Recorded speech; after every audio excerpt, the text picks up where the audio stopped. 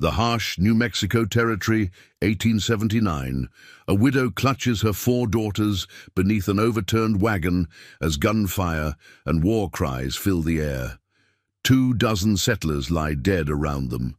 Through a crack in the wagon's wooden frame, Margaret Sullivan watches as a lone Navajo warrior, separate from the attacking Apache band, witnesses the massacre from a distant ridge. Their eyes lock for just a moment. When night falls and the attackers depart, Margaret expects him to reveal their hiding place or finish what the others started. Instead, he makes a decision that will forever alter the course of both their lives, a decision born from a tragedy in his own past that only Margaret will come to understand. Before we jump back in, tell us where you're tuning in from, and if this story touches you, make sure you're subscribed, because tomorrow I've saved something extra special for you. Margaret Sullivan never wanted to travel west. Life in Boston had been comfortable, predictable, everything a widow with 4 young daughters could want. Her husband Thomas had left them a modest inheritance and a small millinery shop that kept food on the table and coal in the stove. But when the financial panic of 1877 swept through the East like wildfire, their security vanished almost overnight. Bank failures, mortgage foreclosures, and dwindling customers forced Margaret to make an impossible choice: stay and watch her daughters slowly starve, or risk everything on the promise of a new beginning. The Arizona Territory is practically giving land away, her brother-in-law James had written. Good, fertile land with year-round growing seasons. You could start again, Maggie. The girls could thrive. Margaret had stared at that letter for weeks, tracing her fingers over the hopeful words while her daughters grew thinner. Elizabeth, her eldest at 16, had already taken to hiding portions of her own meals to give to her younger sisters. Catherine, 14, Sarah, 10, and little Rebecca, barely 7. When Elizabeth fainted in the shop one afternoon, Margaret made her decision. They sold everything except what would fit in a wagon: Thomas's pocket watch, Margaret's wedding silver, the walnut dining table that had been her mother's. The journey west would be long and dangerous, especially for a woman traveling alone with children, but the westbound settlers' caravan leaving from St. Louis offered some measure of protection. 27 wagons in all, led by Jeremiah Walsh, a former cavalry officer who'd guided 3 previous expeditions to California without losing a single soul. "You're in good hands with Walsh," the outfitter in St. Louis had assured her while selling Margaret supplies at prices that nearly emptied her purse. "Best guide in the business. Just stay close to the caravan. Follow his instructions to the letter, and you'll reach your brother-in-law's homestead by summer's end." For 6 weeks, they traveled without incident. The girls, initially terrified of leaving everything they knew, gradually warmed to the adventure. Elizabeth appointed herself assistant wagon master, learning to harness their 2 mules and repair broken wheels. Catherine discovered a talent for identifying edible plants and helped supplement their dwindling supplies. Sarah kept meticulous maps of their progress, while Rebecca charmed everyone in the caravan with her stories and songs around the evening fires. Margaret watched her daughters transform before her eyes, growing stronger and more resilient with each passing mile. Perhaps James had been right. Perhaps this journey was exactly what they needed. They were 3 days from the New Mexico border when Marcus Finley's wagon broke an axle, a simple mishap, the kind that happened weekly on the trail. Walsh called for a 2-hour stop to make repairs while the rest of the caravan circled nearby. Margaret used the opportunity to wash clothes in a shallow creek with several other women. "Shame about the delay," said Abigail Porter, a farmer's wife traveling to meet her husband, who'd gone ahead to stake their claim. "Though I suppose it's better than pushing through these hills after dark." "Mr. Walsh seems concerned," Margaret observed, noting the guide's furrowed brow as he consulted with his scouts on a nearby ridge. "Do you think there's trouble?" Abigail wrung out a shirt with strong, weathered hands.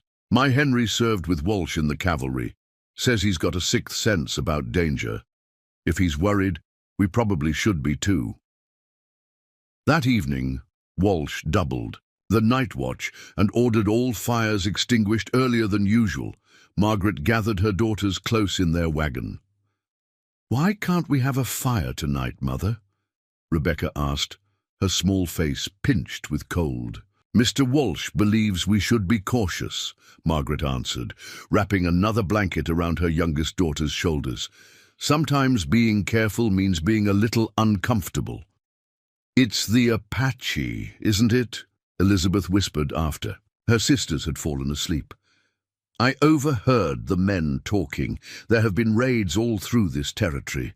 Margaret placed a finger to her lips. "What Mr. Walsh chooses to do out of caution and what dangers actually exist may be very different things. Try to sleep now. We have a long day tomorrow." They departed at first light, moving quickly through the rocky terrain. Walsh sent scouts riding ahead and behind, their expressions grim as they reported back periodically. By midday, the caravan had reached a narrow pass between steep cliffs. The trail narrowed, forcing the wagons to proceed single file. "Keep moving," Walsh instructed as he rode alongside Margaret's wagon. "No stops until we reach the valley on the other side." "Is there danger?" Margaret asked directly. Walsh's weathered face revealed nothing. "There's always danger on the frontier, Mrs. Sullivan, but a moving target is harder to hit than a stationary one." They were halfway through the pass when Margaret noticed a solitary rider on the ridge above them, a Native American man astride a painted horse, watching the caravan with unnervingly still attention.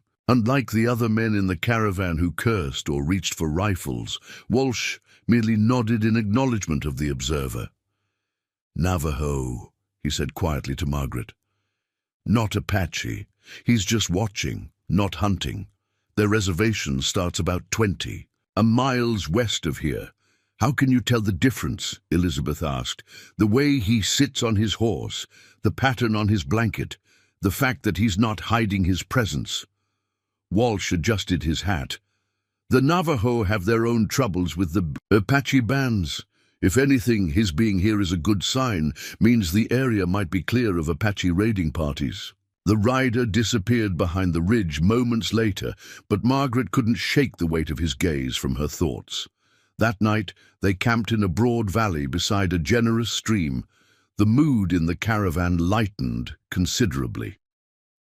Children played between the wagons, women gathered to share recipes and stories, men took turns at target practice behind a stand of cottonwoods. Walsh even allowed a proper cook fire, though he still posted twice the usual number of guards. Margaret sat, mending a tear in Sarah's dress, while her daughters waded in the shallow stream, their laughter a balm after days of tension. Across the camp, she noticed a heated discussion between Walsh and Marcus Finley, whose wagon had caused their delay the previous day. "What do you mean another day?" Finley's voice carried. "We're losing valuable time." "One more day," Walsh insisted. "I want another scout report before we cross Blackwater Canyon. It's the most dangerous stretch between here and Santa Fe."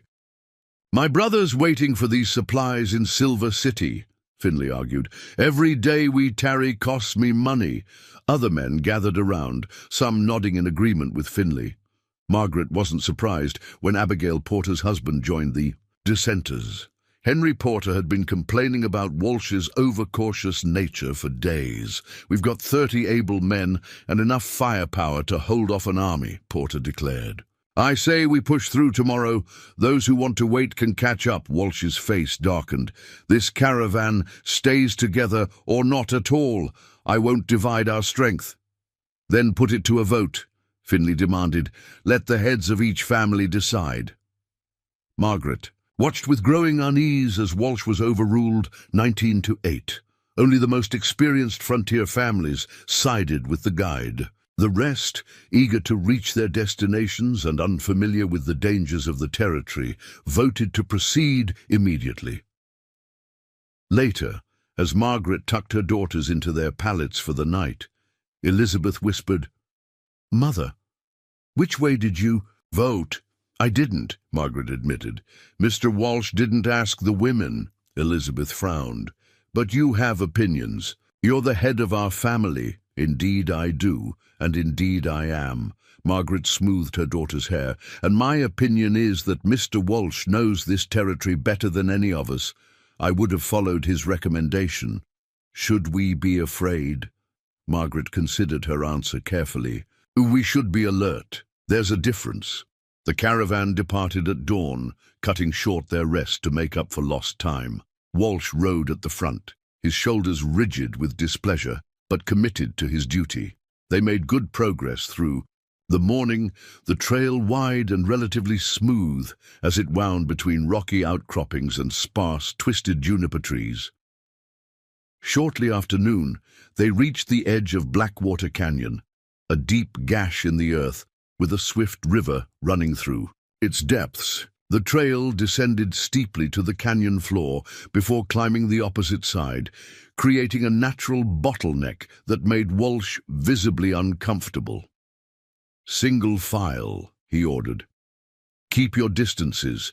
If a wagon stumbles, we don't want a pile-up." Margaret's wagon was positioned near the middle of the caravan. As they began their descent, she could see the lead wagons already reaching the canyon floor, while those behind her disappeared around bends in the switchback trail. The isolation was immediate and unsettling. "Stay sharp, Elizabeth," Margaret said as her eldest daughter handled the reins. "The mules will want to rush downhill. Don't let them." Catherine sat beside Margaret on the wagon bench, while Sarah and Rebecca rode inside among their possessions. The wagon creaked ominously as it negotiated the steep decline, every rock and rut threatening to break an axle or snap a wheel. Preparing and narrating this story took us a lot of time, so if you are enjoying it, subscribe to our channel. It means a lot to us. Now back to the story. They were halfway down when the first shots rang out, distant at first, then multiplying. Like angry hornets, screams followed, then smoke. Margaret seized the reins from Elizabeth. "Get inside the wagon," she ordered. "All of you, now!" The girls scrambled to obey as Margaret assessed their situation. The shots came from the canyon floor, where the lead wagons had already descended. Behind and above them riders, Apache warriors by their dress and weapons, appeared on the ridge, firing down at the trapped wagons on the switchbacks. Walsh's voice carried up from below. "Defensive positions, circle the wagons." But there was no room to circle on the narrow trail. Each wagon was isolated, vulnerable. Margaret made an instant decision. She wouldn't continue downward into what was clearly an ambush. Instead, she whipped the mules into a frantic turn, using a slightly wider section of trail to pivot the wagon back uphill. "Mother, what are you doing?" Elizabeth cried from inside. "Finding another way," Margaret answered grimly, urging the terrified mules upward against their instincts.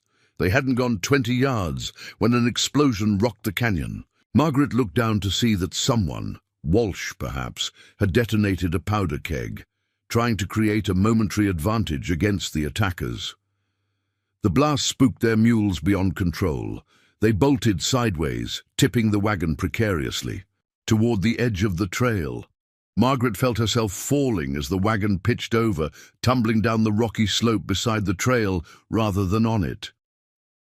The world spun violently, the girls' screams mingling with the crack of splintering wood. Margaret held the reins in a death grip, as if they could somehow protect her daughters from the impact that was surely coming. When the wagon finally crashed to a stop, it had come to rest upside down in a shallow ravine about 50 yards below the trail. By some miracle, the canvas cover had remained partially intact, though bent wagon hoops now formed a cage around them. One of the mules lay dead, impaled by a broken shaft. The other had broken free and vanished. Is everyone alive? Margaret gasped, tasting blood where she'd bitten her tongue. Elizabeth, Catherine, Sarah, Rebecca. Through choking dust and splinters, the girls responded, bruised, terrified, but alive. Margaret thanked God silently, then assessed their situation. The overturned wagon had landed in a depression, invisible from both the trail above and the canyon floor below. Through gaps in the shattered wood and torn canvas, Margaret could see the massacre continuing. Apache warriors swarmed through the caravan, firing into wagons, setting them ablaze. Men fought desperately to protect their families. Women and children ran for cover, only to be cut down. "Don't make a sound," Margaret whispered to her daughters, gathering them into the most protected corner of their ruined wagon. Not a whisper. For hours they huddled in silence as death raged around them. The Apache were thorough in their work, checking each wagon, each body. Margaret watched through a crack as Abigail Porter was dragged screaming from her hiding place. She clamped her hand over Rebecca's mouth to stifle her youngest daughter's sob. As the sun began to set, painting the canyon in blood-red light, Margaret noticed a lone figure on horseback observing the carnage from the upper ridge. The same Navajo man they'd seen the day before. He sat motionless, separated from both the settlers and the Apache, a witness rather than a participant. Their eyes met briefly through the narrow gap in the wagon planks. Margaret felt a chill of recognition pass through her. Could he see her? Did he know they were alive down here? Would he alert the Apache to their presence? The warrior turned his horse and vanished from sight, just as darkness began to fall over the canyon. Night brought relative quiet. The Apache withdrew with their plunder, leaving behind charred wagons and scattered bodies. Margaret dared not move, uncertain if sentries remained or if the attackers would return at dawn to ensure no survivors remained. Her daughters drifted into exhausted sleep, one by one, while Margaret maintained her vigil. Shortly after midnight, she heard soft footfalls approaching their hiding place. Margaret reached for Thomas's old revolver, tucked into her skirts. She'd never fired it, but the weight of it steadied her hand. If they were discovered, she would not let her daughters be taken alive. The footsteps stopped directly beside their overturned wagon. Margaret aimed the revolver at the torn canvas.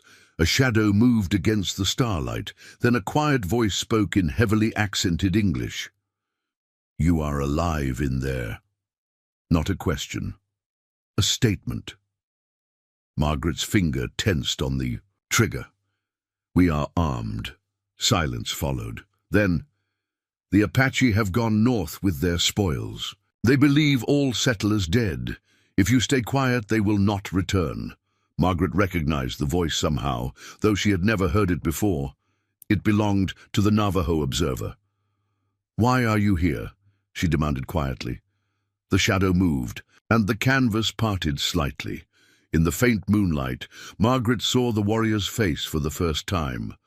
Strong features, deep-set eyes, a single feather tied into his long black hair. He carried no visible weapon. "I am called Thomas Black Hawk," he said. "My mother was Navajo. My father was a white trader named Thomas Franklin." Margaret's breath caught at the coincidence of names. "Why are you helping us?" Black Hawk was silent for a long moment. "I have seen enough death." He extended a water skin through the opening. "Drink, then remain hidden until full daylight. I will return." Before Margaret could respond, he vanished into the darkness like a ghost. Elizabeth stirred beside her. "Mother? Who was that?" Margaret stared at the water skin in her hands, fighting against both hope and suspicion. "I'm not entirely sure," she admitted, "but I think he might be our only chance of survival." Dawn broke over Blackwater Canyon, revealing the full extent of the devastation. From their hiding place beneath the overturned wagon, Margaret watched as scavengers, both bird and beast, began to descend upon the scattered remains of the caravan. The acrid smell of burned wood, gunpowder, and death hung thick in the air. "We can't stay here," Elizabeth whispered, her face streaked with dirt and dried tears. The bodies will bring predators. Margaret nodded grimly. We'll wait another hour. Make certain the Apache aren't watching for survivors. Catherine, always practical, had already begun taking inventory of their salvageable supplies. The food box cracked open, but most of it's still good. We have 2 canteens plus the water skin that man gave us. Father's revolver has 4 bullets. Left? What about the medicine chest? Margaret asked. Sarah, her face pale but composed, pulled the small wooden box from beneath a pile of clothing. It wasn't damaged, but Rebecca's cough is worse. Margaret turned to her youngest daughter, who huddled beneath their only intact blanket. Rebecca's breathing came in shallow rasps, her face flushed with fever. The fall had aggravated the chronic lung weakness she'd suffered since infancy. We need shelter, Margaret decided. Proper rest and medicine. Where? Elizabeth asked. We're at least 4 days from the nearest settlement, and that's if we had horses. Before Margaret could respond, a shadow fell across the torn canvas. The girls froze in terror, but Margaret recognized the silhouette immediately. Thomas Blackhawk, she acknowledged, keeping her voice steady. The Navajo warrior crouched beside their hiding place. You must come with me now, he said without preamble. Apache scouts are returning to count their victory marks on the dead. Margaret hesitated only briefly before nodding. My youngest is sick. She can't walk far. Blackhawk's expression remained impassive. I have brought a horse. You and the small one will ride. The others must walk. Bring only what you need to survive. Within minutes, they had gathered their most essential belongings: food, water, medicine, Margaret's sewing kit, Thomas's watch and revolver. Blackhawk led them up a nearly invisible game trail that wound away from the canyon, avoiding the main path where the Apache would return. Rebecca clung weakly to Margaret's back as they rode Blackhawk's painted mare. Elizabeth, Catherine, and Sarah followed on foot, stumbling occasionally from exhaustion and shock. No one spoke. The only sounds were the crunch of footsteps, Rebecca's, labored breathing, and the occasional cry of a distant hawk. After an hour of difficult travel, Margaret finally broke the silence. Where are you taking us? Blackhawk glanced back, his dark eyes unreadable. There is a place, hidden, safe for... Why are you helping us? Elizabeth demanded, her voice wavering between gratitude and suspicion. The warrior continued walking without looking back. I will explain when we are safe. By midday, they had climbed high into the foothills, the canyon now a distant scar in the landscape below. Rebecca's fever had worsened, her small body burning against Margaret's back. They paused briefly by a spring to refill their water containers and dampen Rebecca's forehead. How much farther? Margaret asked, anxiety tightening her throat as she cradled her youngest. Before sundown, Blackhawk replied, scanning the horizon with practiced eyes. The little one needs medicine more powerful than what you carry. Sarah, who had been silent until now, approached the warrior cautiously.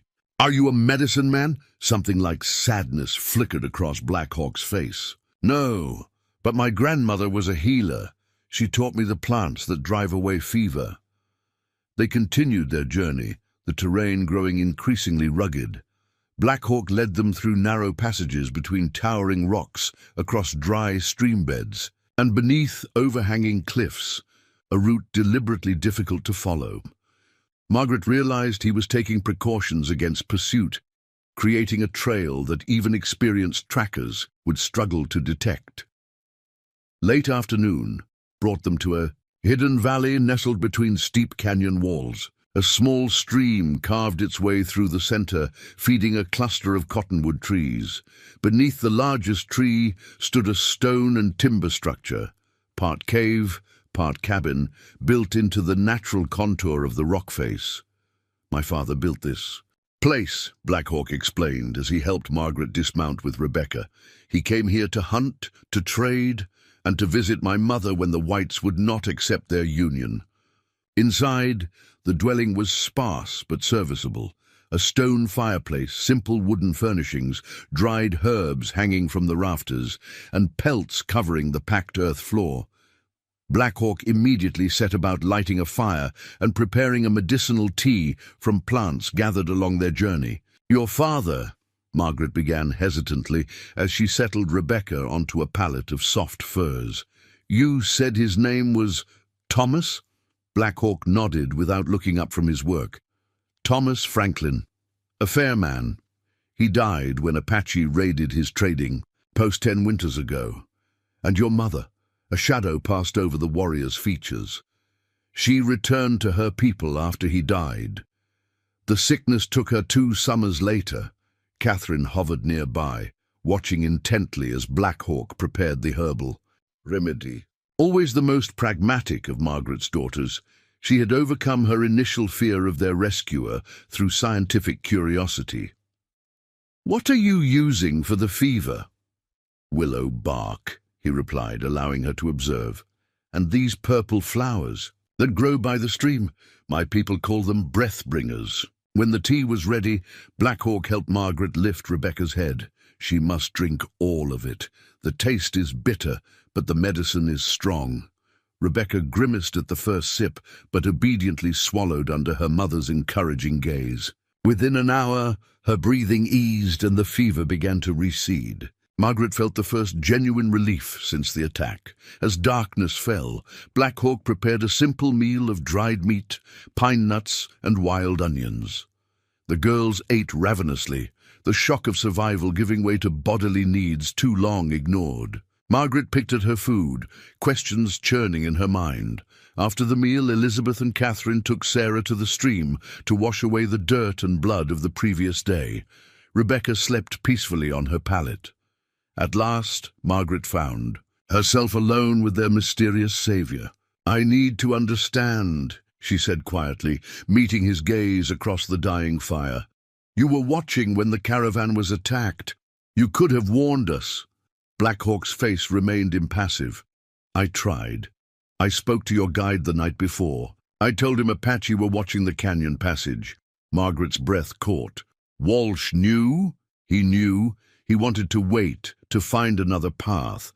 The others refused to listen. The pieces fell into place in Margaret's mind.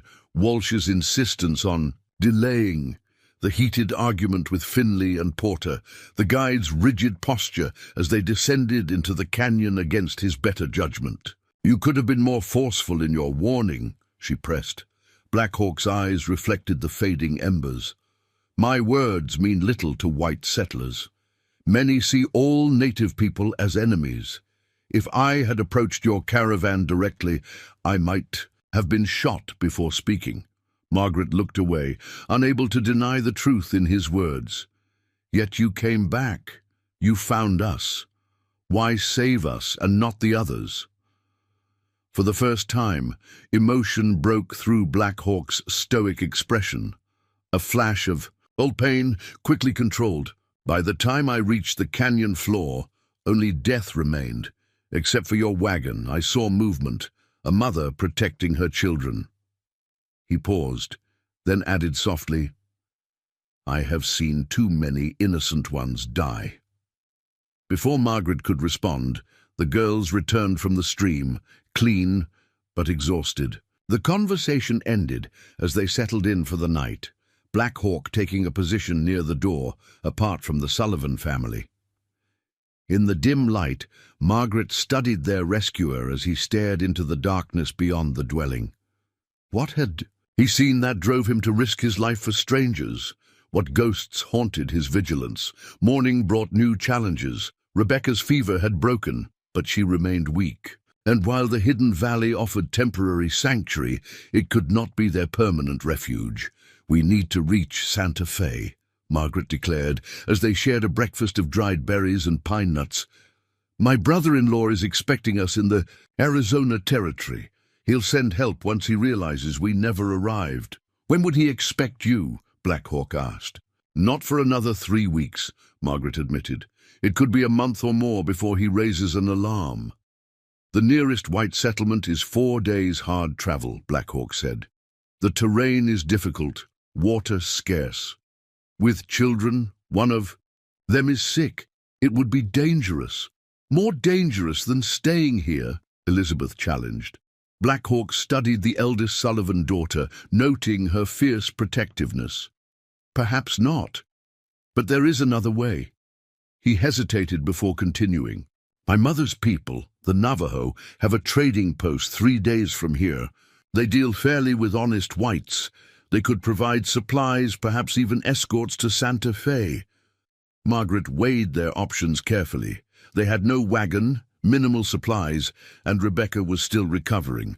The promise of assistance, even from an unfamiliar culture, outweighed the dangers of attempting the journey alone. When could we leave? She asked. Tomorrow, Black Hawk replied. The little one needs another day of rest. I will hunt today. Prepare food for the journey. When Black Hawk departed with his bow and hunting knife, Catherine voiced the concern that had been growing among the sisters. Can we truly trust him, Mother? We know nothing about him. He saved our lives, Margaret reminded her. He cared for Rebecca when he could have left us to fend for ourselves, but he's still...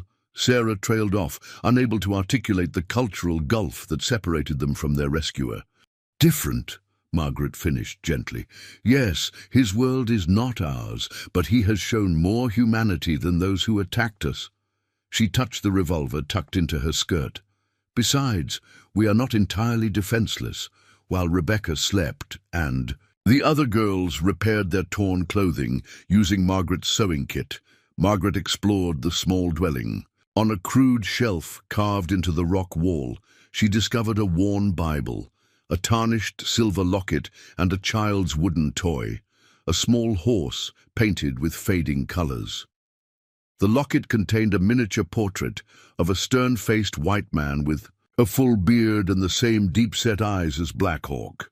Beside it was a lock of black hair tied with a thread of red wool. Margaret carefully replaced these private treasures, but the glimpse into their rescuer's past deepened her curiosity. When Black Hawk returned with 2 rabbits and a string of trout, Margaret was kneading a simple dough made from ground pine, nuts, and dried berries. Their eyes met briefly in mutual recognition of the domestic partnership they had temporarily formed, an unspoken understanding beyond words or custom. That evening, as they prepared for sleep, Rebecca asked the question that had been troubling her. Mr. Black Hawk, are there other survivors from our caravan? Other children like us? The warrior's expression softened as he looked at the small girl. I found no others alive. I'm sorry. The Porters had a daughter my age, Rebecca whispered. Her name was Hannah. Black Hawk knelt beside Rebecca's pallet. In my mother's tradition, we believe those who die before their time become stars in the night sky. Perhaps your friend watches over you now. Rebecca considered this solemnly. Do you think she's afraid, being up there alone? No, Black Hawk said gently. The sky people are never alone. They travel together, telling stories across the heavens. Later, when the girls slept, Margaret found Black Hawk outside, gazing at the star-filled sky. Thank you, she said simply, for what you told Rebecca. It was not merely comfort, he replied. It is what my people believe. And what do you believe? Margaret asked. With a father who read the Bible and a mother who saw ancestors in the stars? Black Hawk was silent for a long moment. I believe there are many paths to the same mountain peak. My father's God and my mother's spirits may be different faces of the same truth. Margaret wrapped her shawl tighter against the night chill. When the Apache attacked, you spoke of having seen too many innocent ones die. What did you mean? The question hung between them, weightier than mere words. Black Hawk's face remained impassive, but something shifted in his eyes. A door opening onto old wounds. 5 winters ago, he began, his voice low. I had a wife, Kiona, and a daughter, Ayasha. They were visiting Kiona's family at a settlement near the border of Apache territory when a conflict erupted between settlers and an Apache hunting party. The soldiers who came did not distinguish between Apache and Navajo. They fired upon all native people in the area, He paused, composure momentarily fracturing. My wife and daughter were among those killed, not by Apache, not by sickness or accident, by men who saw only their skin, not their innocence. I'm sorry, Margaret whispered, the inadequacy of the words burning in her throat. When I saw you in the canyon, Black Hawk continued, a mother shielding her children, I saw what might have been, what should have been. I could not watch it happen again. The revelation settled between them, the true reason for their rescue, the bond of shared loss that transcended their differences. Margaret found herself reaching out, her hand coming to rest lightly on his forearm. Thomas, she said, using his given name for the first time, your wife and daughter would be proud of what you did for us. Something unspoken passed between them in that moment, a recognition, a possibility neither was ready to acknowledge. Black Hawk gently withdrew his arm. We should rest, he said. Tomorrow's journey will test us all. Dawn brought clear skies and cooler temperatures, favorable conditions for travel. Rebecca's strength had improved enough for her to walk short distances, though Black Hawk insisted she ride the horse when she tired. They departed the hidden valley as the sun crested the eastern mountains, following a different path than the one that had brought them there. This route is longer but safer, Black Hawk explained. We will follow the high ridges where we can see anyone approaching. The day passed in careful progress through rugged terrain. Black Hawk moved with the instinctive grace of one born to the landscape, occasionally pointing out landmarks or plants of significance. The Sullivan women, though still weakened by their ordeal, found unexpected reserves of determination. Even Sarah, who had always been considered delicate, scrambled over rocks and forded shallow streams without complaint. By midday, they had covered considerable ground. During their brief rest, Catherine approached Black Hawk with tentative curiosity. How? Do you navigate without a compass? She asked. There are no marked trails here. The land speaks to those who listen, he replied, pointing to subtle signs Catherine had overlooked. The pattern of lichen on rocks indicating north, the specific tilt of certain plants following the sun's path, the distant profile of mountains. Providing consistent reference points, Catherine absorbed the lesson with growing respect. Our father used to say that knowledge comes in many forms. I think he would have appreciated yours. Black Hawk acknowledged this with a slight nod. And I would have respected his. My father taught me to read the white man's books alongside. My mother's teachings about the natural world both have value. They resumed their journey, the mutual wariness between the Sullivans and their guide gradually giving way to cautious rapport. Elizabeth and Black Hawk scouted ahead, her natural leadership complementing his wilderness experience. Catherine continued her impromptu study of native plants, mentally cataloguing their properties. Sarah mapped their progress on a scrap of paper, creating her own system of symbols for landmarks. Only Margaret remained somewhat distant, her thoughts constantly shifting between gratitude for their rescue and anxiety about their uncertain future. The weight of her family's survival pressed upon her like a physical burden. As twilight approached, Black Hawk led them to a protected hollow beneath an overhanging cliff. We will camp here tonight, he announced. There is water nearby, and the rock will hide our fire from distant eyes. While the girls gathered firewood and prepared their simple meal, Margaret stood at the edge of their campsite, gazing westward toward the fading light. Somewhere in that direction lay her brother-in-law's homestead, the promise of security that had driven them from Boston into this wilderness. She felt Black Hawk's presence before he spoke. You are troubled. Margaret didn't turn. I've led my daughters into disaster. Everything we owned is destroyed. Even if we reach Santa Fe, I have nothing left to build a new life. You have what matters most, Black Hawk said quietly. Your daughters live. You live. The rest is just things. Things. That meant security, Margaret countered. Things that meant we wouldn't starve or freeze when winter comes. Black Hawk moved to stand beside her, his gaze following hers toward the horizon. When my wife and daughter died, I abandoned my father's trading post. I lived in the mountains, alone for nearly 2 years, hunting only what I needed, speaking to no one. I thought I had lost everything worth living for. Margaret turned to study his profile, sharp against the darkening sky. What changed? An elder from my mother's people found me. He said, "The dead are not honored by throwing away the life they would have cherished." It was many months before I understood his wisdom. Black Hawk looked directly at Margaret. "Your daughters need you to believe in tomorrow, even when it seems impossible." The simplicity and truth of his words penetrated Margaret's despair. Whatever uncertainties lay ahead, she still had her girls. They still had each other. It would have to be enough. That night, as the fire burned low and the stars emerged in brilliant profusion, Margaret felt a subtle shift within herself. Not hope exactly, but perhaps its precursor, the recognition that survival itself was a kind of triumph. She didn't realize that Black Hawk watched her from across the fire, seeing in her resilience a mirror of his own painful journey from devastation to tentative renewal. Neither spoke of what passed between them in those quiet moments. Neither needed to.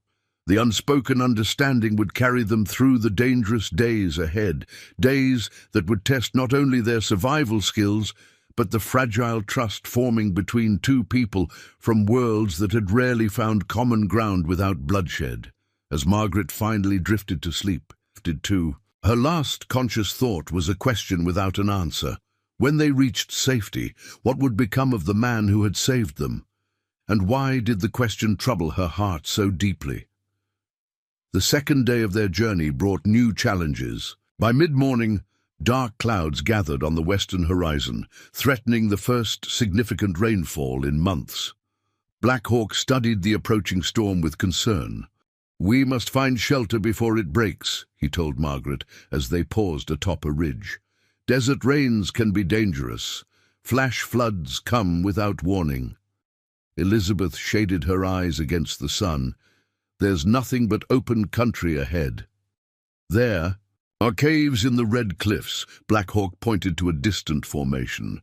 "We can reach them before the storm if we hurry." They quickened their pace, Rebecca now riding on Black Hawk's shoulders to spare the horse for their supplies. The temperature dropped precipitously as the storm clouds advanced, casting the landscape in premature twilight. Thunder rumbled across the plains, startling a herd of pronghorn antelope into flight. "It's coming faster than I expected," Black Hawk admitted, his usual confidence wavering. The first fat raindrop struck as they reached the base of the red cliffs. Within moments, the gentle patter transformed into a violent downpour. Water streamed down the rock face and pooled at their feet, quickly rising. "There!" Sarah shouted, pointing to a dark opening halfway up the cliff face. "A cave!" Black Hawk assessed the steep climb. "The path will be slippery." He handed Rebecca to Margaret. "I'll go first with a rope. The rest of you follow only when I signal." Using his hunting knife to gain purchase in the softening clay, Black Hawk scaled the cliff face with practiced efficiency. Upon reaching the cave entrance, he secured a rope and lowered it for the others. Elizabeth went next, followed by Catherine, then Sarah. Margaret came last, with Rebecca clinging to her back. The rain intensified, making each handhold treacherous. Halfway up, Margaret's foot slipped on the slick clay. She swung outward, dangling momentarily over the rapidly filling wash below. "Hold on!" Black Hawk shouted, already descending to assist. Before he could reach her, Elizabeth and Catherine pulled frantically on the rope from above. Their combined efforts stabilized Margaret long enough for her to regain her footing. With a final desperate lunge, she reached the cave entrance, where Black Hawk's strong hands pulled her and Rebecca to safety. They collapsed inside, soaked and gasping, as lightning split the sky outside. The storm's fury seemed to mock their narrow escape, winds howling through the canyon like vengeful spirits. "That was too close," Margaret whispered, holding Rebecca tightly against her. "Thank you, all of you, Black Hawk moved deeper into the cave, using a small torch fashioned from resinous wood to light their surroundings. The cave extended farther than expected, opening into a series of chambers. Ancient handprints decorated the walls alongside. Faded pictographs of animals and hunters. "This place is old," he said with quiet reverence. "My people's ancestors sheltered here long before the Spanish came." Catherine approached the wall paintings, fascinated. "Who made these?" "The ancient ones, those who built the cliff cities to the north." Black Hawk touched one of the handprints gently. "They vanished centuries ago, but their spirit remains in places like this." While the storm raged outside, they made camp in the cave's inner chamber. Using wood that previous travelers had stored, Black Hawk built a small fire that cast dancing shadows across the ancient artwork. The girls huddled near its warmth, their wet clothing steaming gently. "Will the storm delay us long?" Margaret asked, conscious of Rebecca's lingering weakness and their dwindling supplies. "A day, perhaps," Black Hawk replied. "The washes will be dangerous to cross until the water recedes." As the afternoon faded into evening, Sarah discovered a natural cistern in the cave's depths, a deep pool of fresh water collected from centuries of seepage through the porous sandstone.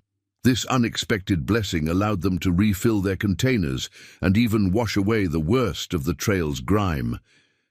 That night, their enforced shelter created a moment of peace amid their desperate journey. Rebecca's breathing had improved enough for her to join in when Sarah began singing softly, a lullaby their father had taught them in what now seemed like another lifetime.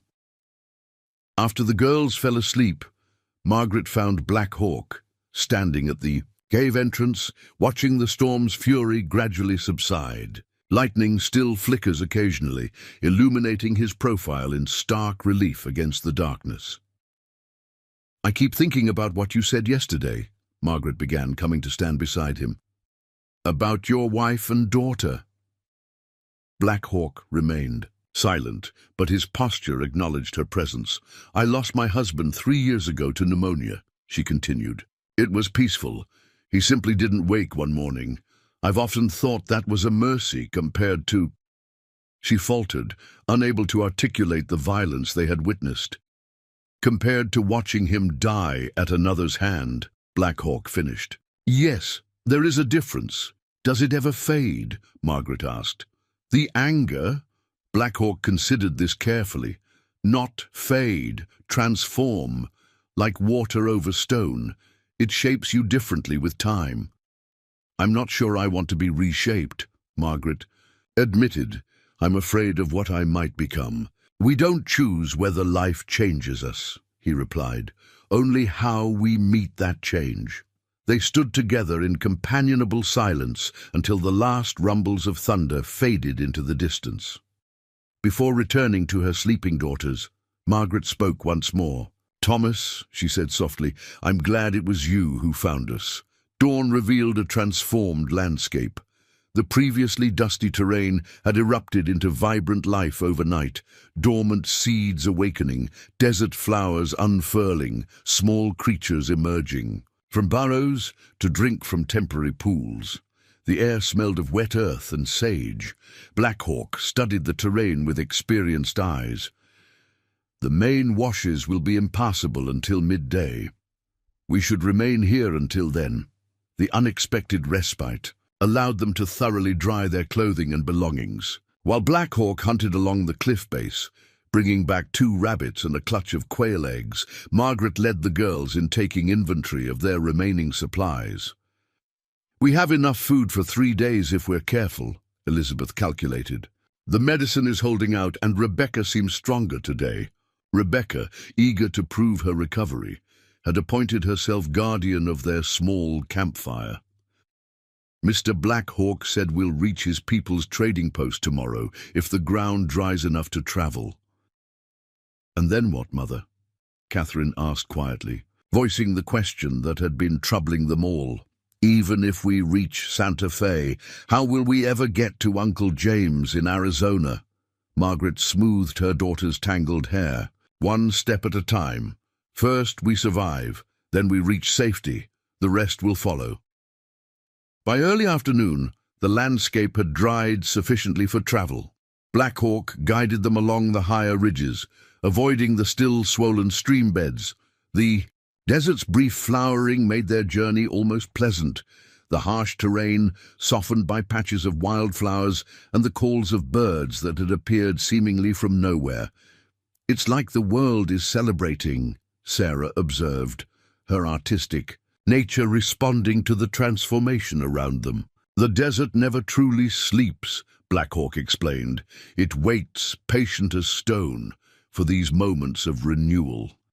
They made good progress throughout the afternoon, the storm freshened air energizing them despite their fatigue. By evening, Black Hawk pointed to a distant mesa outlined against the setting sun. "Beyond that lies the trading post," he told them. "We will reach it by midday tomorrow."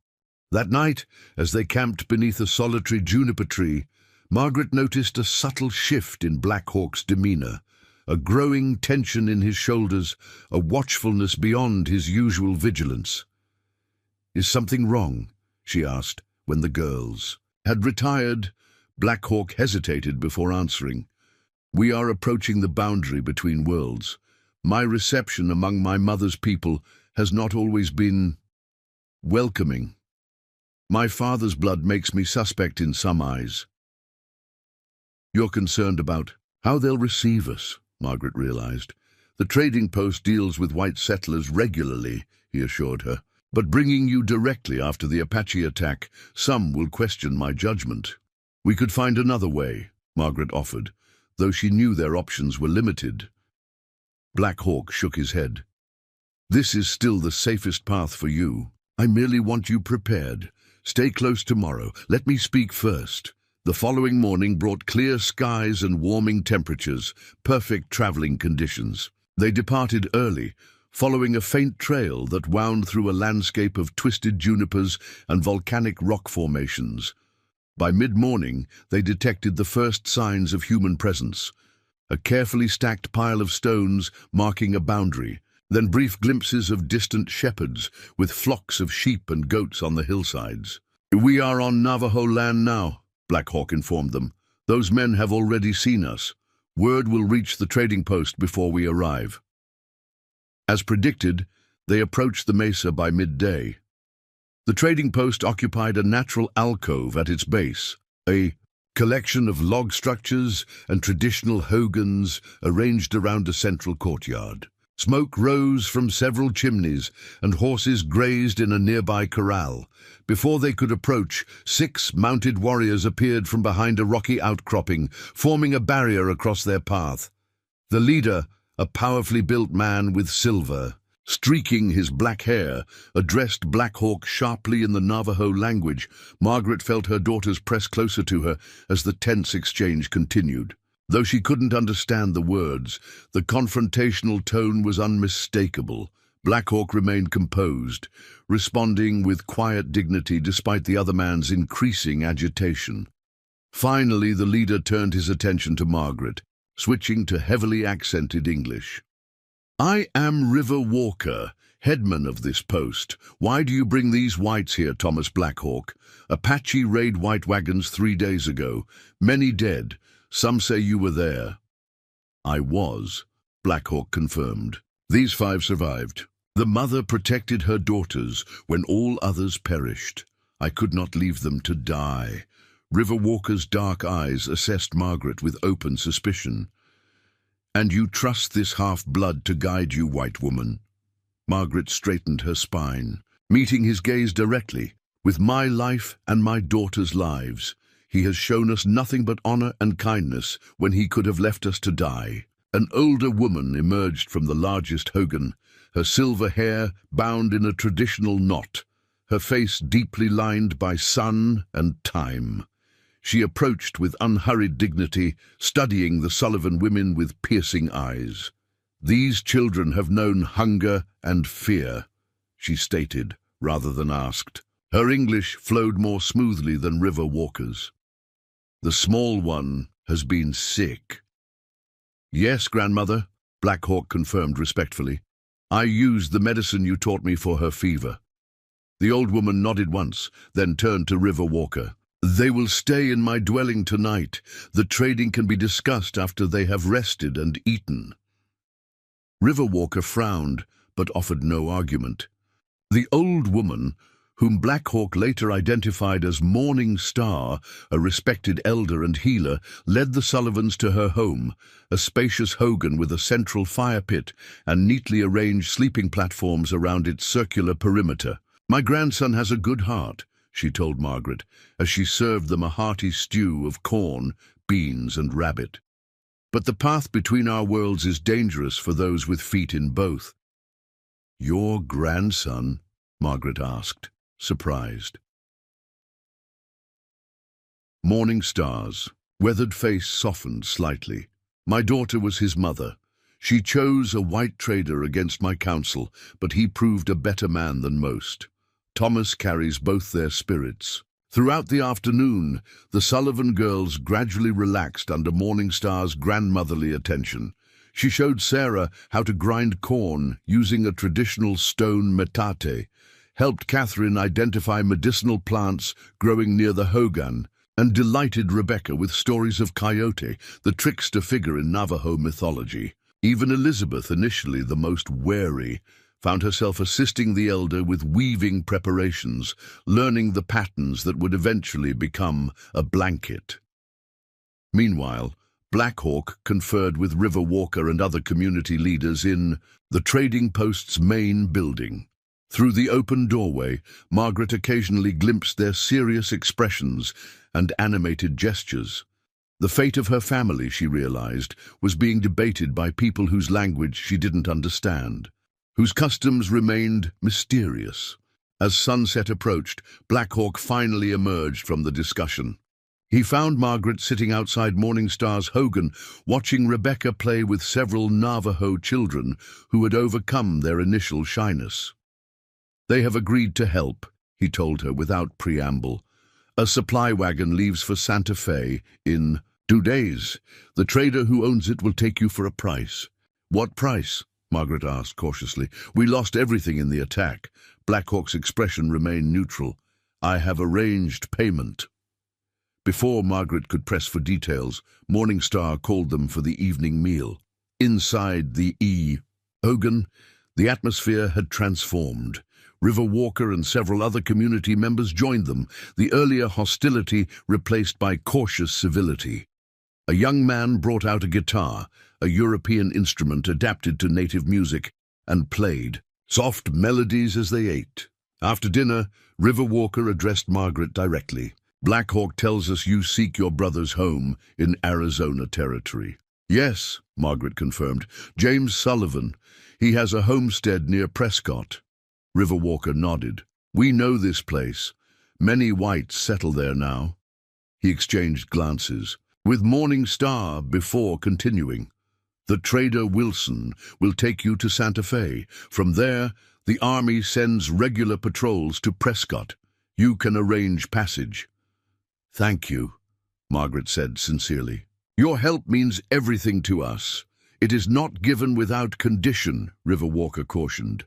What happened at Blackwater Canyon will bring soldiers. They will ask questions, seek vengeance. When you reach Santa Fe, what will you tell them? Of us? Of Black Hawk? The question hung in the air, weighted with implications Margaret immediately understood. The military would want someone to blame for the massacre. To many white authorities, one Native American looked much like another. Black Hawk's presence near the attack could easily be misinterpreted or deliberately misconstrued by those seeking any excuse for retaliation.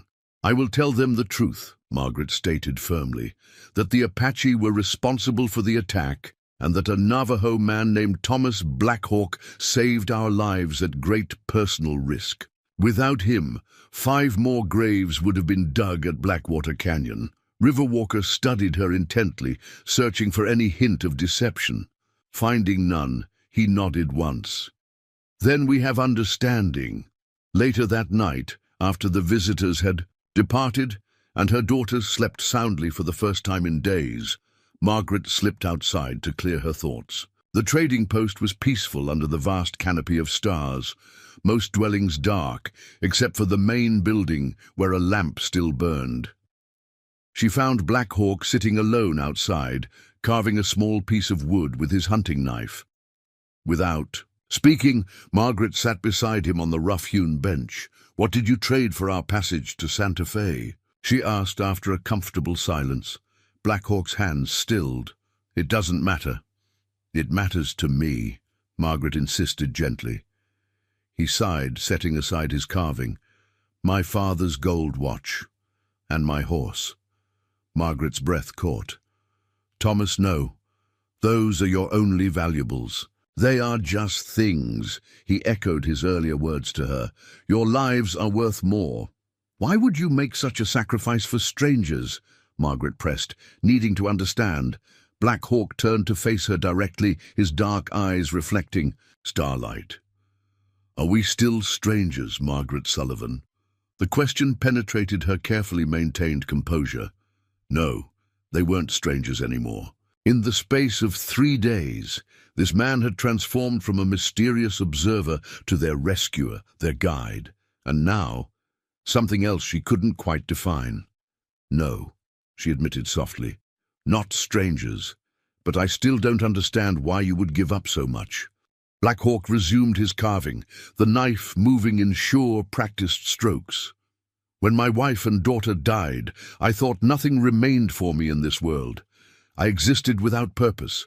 Then I found 5 lives I could save." He paused, choosing his words carefully.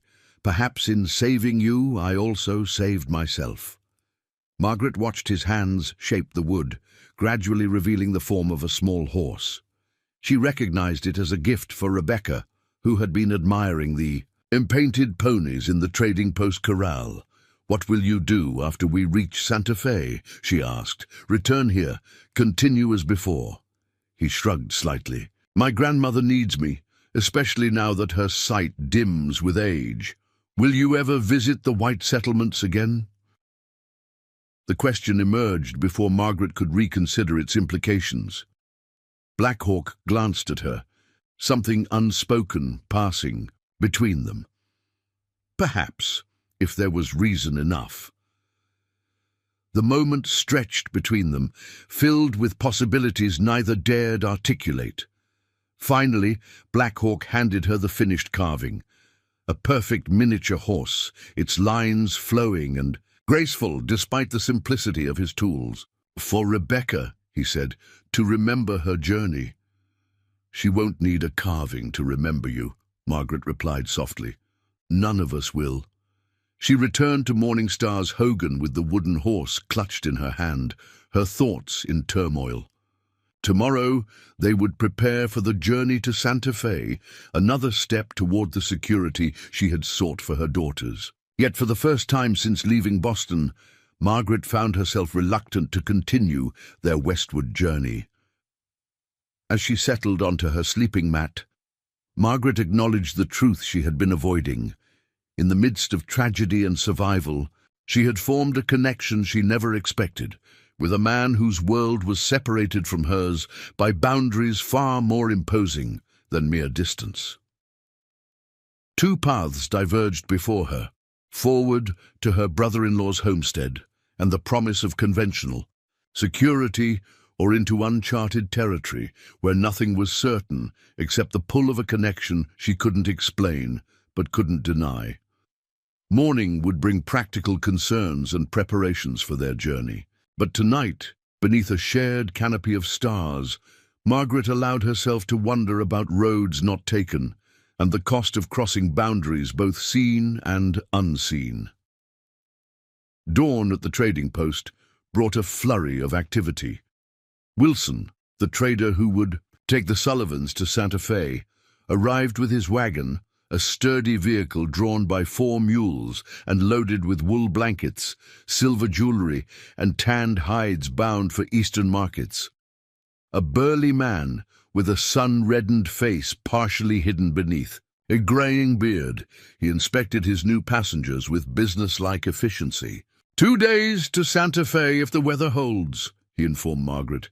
You and the little one can ride in the wagon. The older girls will need to walk alongside. We're accustomed to walking, Elizabeth assured him, her protective instincts flaring at his brusque manner. Wilson nodded curtly. We leave in 2 hours. Be ready.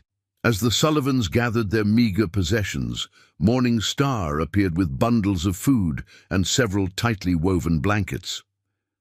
The nights are cold on the mesa, she explained, pressing the gifts into Margaret's hands. These will keep your daughters warm. Your generosity overwhelms me, Margaret said sincerely. How can I repay such kindness? The elder woman's weathered face softened. By remembering that goodness exists in all peoples, even when the world tells you otherwise. She glanced meaningfully toward Black Hawk, who was helping Wilson secure my cargo in the wagon. My grandson walks between worlds, belonging fully to neither. It is a lonely path. Margaret followed her gaze. He's an extraordinary man. Yes, Morningstar agreed, like his father before him. She studied Margaret with perceptive eyes. The journey ahead has many branches, daughter of the East. Choose your path with both heart and mind. Before Margaret could respond to this cryptic advice, Rebecca rushed over, clutching the wooden horse Black Hawk had carved. Grandmother Morningstar, look what Mr. Black Hawk made for me. The elder smiled, running her fingers over the carving. He has his father's skill with a knife. Thomas Franklin could make wood speak. She knelt to Rebecca's level. This is a special gift. The horse spirit brings freedom and carries prayers between earth and sky. Rebecca nodded solemnly. I'll keep it forever. As departure time approached, River Walker presented Margaret with a small pouch of coffee beans and dried meat. For the journey, he explained, his earlier suspicion replaced by grudging respect. Wilson knows the safe routes, but watch the sky. Storms come quickly this season. Thank you for sheltering us, Margaret replied. Your people have shown us kindness when we needed it most. Riverwalker's expression remained impassive. Black Hawk vouched for you. His word carries weight despite... He left the sentence unfinished, but Margaret understood the implications. Despite his mixed blood, despite the prejudices that existed on both sides of the cultural divide. I won't forget what he did for us, she assured him, what all of you have done. As Wilson made final preparations, Black Hawk approached Margaret and her daughters. He carried a bundle wrapped in soft deerskin. For your journey, he said, presenting it to Margaret, and for what comes after. She unwrapped the package to find a beautifully crafted knife with a bone handle and a leather sheath decorated with intricate beadwork. Thomas, I can't accept this. You've given too much already. The knife was my father's, he explained. A white woman alone needs protection. The blade will serve you well if you respect its power. The gift's significance wasn't lost on Margaret. This wasn't merely a tool, but a symbol of trust, an heirloom passed to her safekeeping. I'll treasure it, she promised, securing the sheath to her belt. Elizabeth stepped forward, extending her hand formally. Thank you, Mr. Black Hawk. We wouldn't have survived without you. Black Hawk clasped her hand in the white man's customary greeting, honoring her emerging adulthood. You have your mother's strength, Elizabeth Sullivan. Remember it when challenges come. Catherine, typically reserved with strangers, surprised everyone by impulsively embracing him. I'll practice identifying the healing plants you showed me, she promised. Sarah presented him with a small sketch she'd made of the trading post, her artistic talent capturing the settlement's unique character with remarkable accuracy. So you won't forget us, she explained shyly. Impossible, Black Hawk assured her, carefully tucking the drawing into his shirt. Rebecca, holding back tears, clutched her wooden horse. Will we ever see you again? Black Hawk knelt to her level. The future is unwritten, little one, but I will think of you when the stars appear each night. Finally, he turned to Margaret. Their eyes met, holding a conversation too complex for words. All the unspoken possibilities, the paths not taken, the boundaries uncrossed, everything hovered between them in that momentary silence. "Safe journey, Margaret Sullivan," he said simply. "Thank you for our lives," she responded, her voice steady. Despite the emotion tightening her throat, Wilson called impatiently from the wagon. "Daylight's wasting. We need to make 10 Mile Creek by nightfall." With final embraces for Morning Star and reluctant waves to the gathered community members, the Sullivan family climbed aboard Wilson's wagon. As they departed, Margaret looked back to see Black Hawk standing beside his grandmother, his tall figure gradually diminishing with distance, but remaining visible long after the trading post had faded from view. The journey to Santa Fe proceeded much as Wilson had predicted. They traveled steadily throughout the day, stopping only briefly to rest the mules and take simple meals of jerky and hardtack. The trader proved knowledgeable, if uncommunicative, choosing routes that avoided the worst terrain while remaining vigilant for any sign of threat. By nightfall, they reached a small creek where several cottonwood trees provided natural shelter. Wilson efficiently established camp, building a small fire and preparing a more substantial meal of beans and salt pork. Though not unfriendly, he maintained a professional distance, clearly viewing the Sullivans as cargo rather than companions. As they settled around the fire, Catherine broached the subject they'd all been avoiding. "Do you travel often between the Navajo lands and Santa Fe, Mr. Wilson?" The trader nodded, stoking the fire. "Every few weeks. Trade goods out, native crafts back. Been doing this route for 15 years. Then you must know Thomas Black Hawk." "Well," she continued cautiously. Wilson's expression shifted subtly. "Known him since he was a boy running around his father's trading post. Tom Franklin was a good man, fair trader, respected by whites and Navajo alike." He poked at the fire. "The son inherited his father's decency, though it's done him few favors." "What do you mean?" Elizabeth asked. Wilson sighed, glancing at Margaret as if assessing how frank he should be. "Mixed blood's a heavy burden in these territories. Whites don't trust him because he's half Navajo. Some Navajo don't accept him because of his white father. Man without a country, so to speak. Yet he risked everything to help us," Margaret observed. "That's his father in him," Wilson replied. "Tom Franklin never could ignore folks in trouble, even when helping brought him grief." He studied Margaret with newfound interest.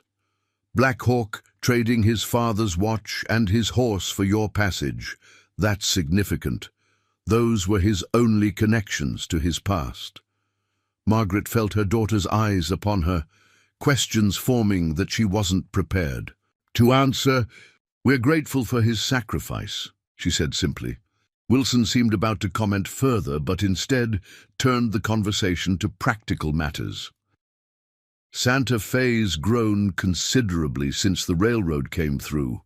Army maintains a strong presence. You'll want to report the massacre immediately. They'll investigate, maybe send an escort when you're ready to continue to Arizona."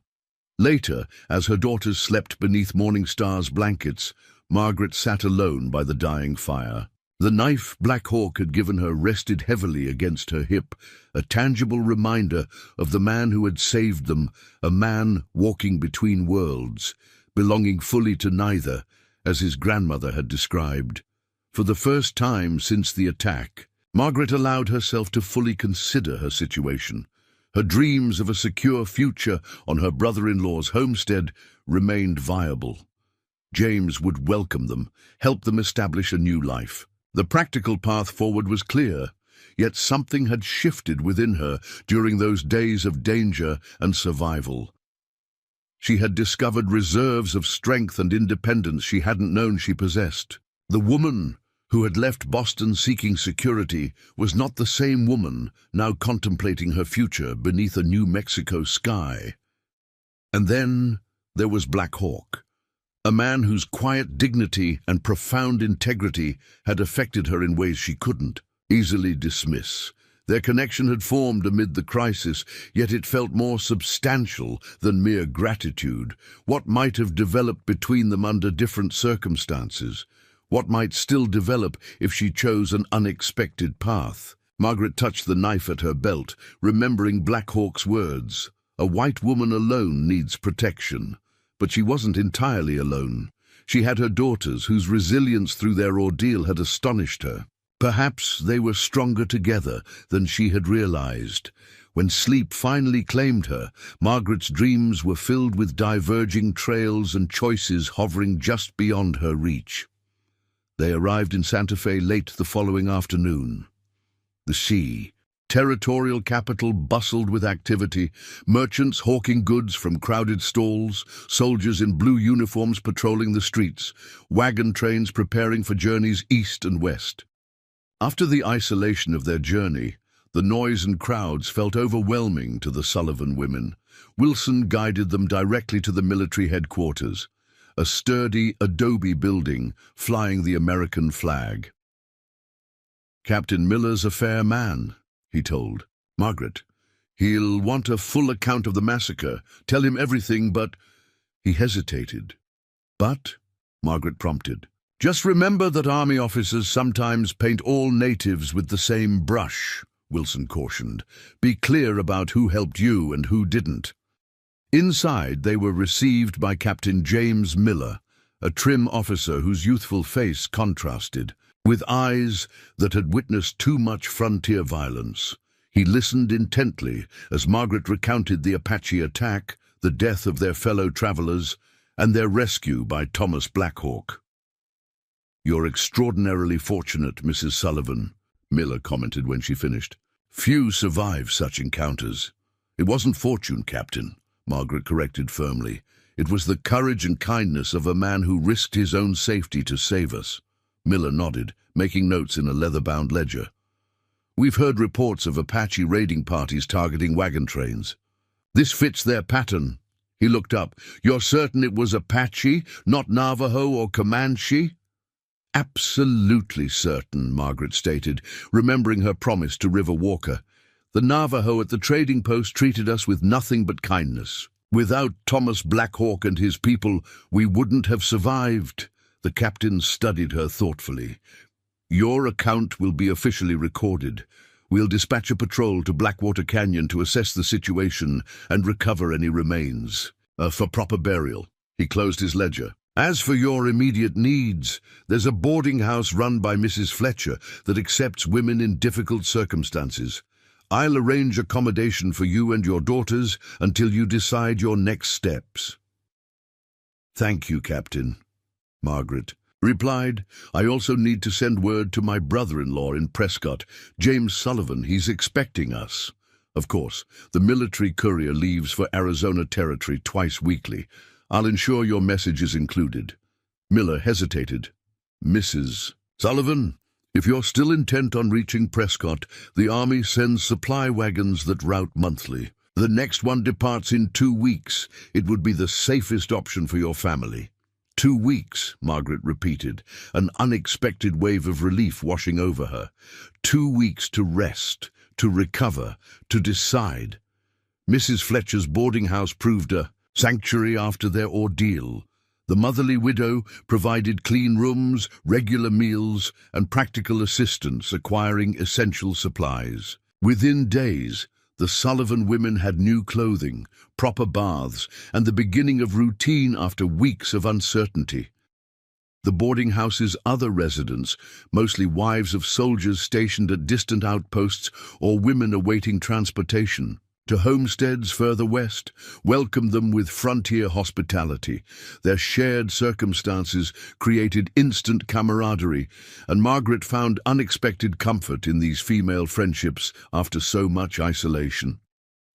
Elizabeth quickly assumed a role helping Mrs. Fletcher manage the boarding house operations, her natural leadership blossoming in this structured environment. Catherine discovered Santa Fe's apothecary shop and spent hours discussing medicinal plants with its elderly proprietor, comparing his knowledge with what she'd learned from Black Hawk. Sarah sketched the adobe buildings and vibrant market scenes, while Rebecca charmed everyone with her resilience and the wooden horse she proudly displayed to anyone who showed interest. A week into their stay, Margaret received a reply from her brother-in-law. James expressed horror at their ordeal and profound relief at their survival. His letter urged them to continue to Prescott as soon as practical, promising a home and security upon their arrival. "We still have a week before the army supply wagon departs," Elizabeth noted as they discussed the letter over breakfast. "Time enough to prepare properly." "Yes," Margaret agreed absently, her thoughts elsewhere. Later that day, as they walked through Santa Fe's Central Plaza, Rebecca tugged at Margaret's sleeve. "Mother, will Mr. Blackhawk ever visit us in Arizona?" The innocent question crystallized the uncertainty that had been growing in Margaret's mind. "I don't know, sweetheart. His home is with his people." "But we're his people too, aren't we?" Rebecca persisted with a child's simple logic. "He saved us.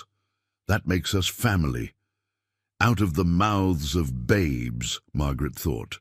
She had no answer that would satisfy her youngest daughter, or herself. That evening, after her daughters had retired, Margaret sat alone in Mrs. Fletcher's small garden.